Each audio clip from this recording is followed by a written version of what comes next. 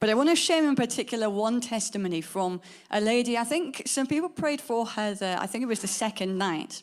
And so she had some kind of a medical condition that meant that her eyesight in one of her eyes was going down. It was becoming very blurry. And she actually said that it was kind of deteriorating to the point where she didn't want to go to the hospital because she was worried what they would say. So that was her situation. She was prayed for actually by kind of multiple people, and she kind of got healed a bit more, and then completely healed that night.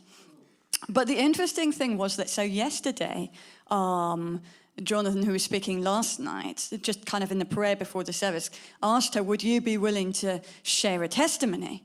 Now, at this point, this lady's like, no, I don't want to share a testimony. I want to, I'll do it, but it's not time yet. This is kind of like, okay, why? It's like, well, I just want to enjoy my healing. Okay, so when do you plan to share your testimony? And she said, well, maybe after about 2 years. We were kind of a bit like, what?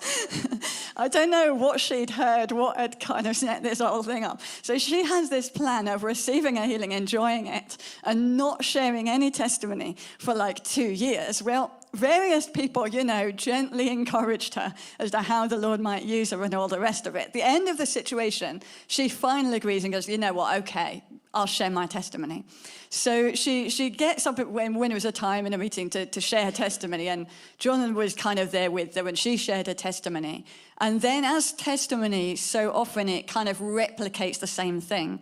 Like, so you share testimony, you've been healed in one way, and that builds faith, and then God repeats the same thing. So what ended up happening is this lady shares a testimony, and then it's like, okay, everyone in the whole place with something with your eyesight, with your eyes stand up, which kind of was quite high. It seemed like nearly half the people in the place had something with their eyes. So they all stand up, and now this lady prays over them, and there was just person after person after person whose eyes were healed. Thank you.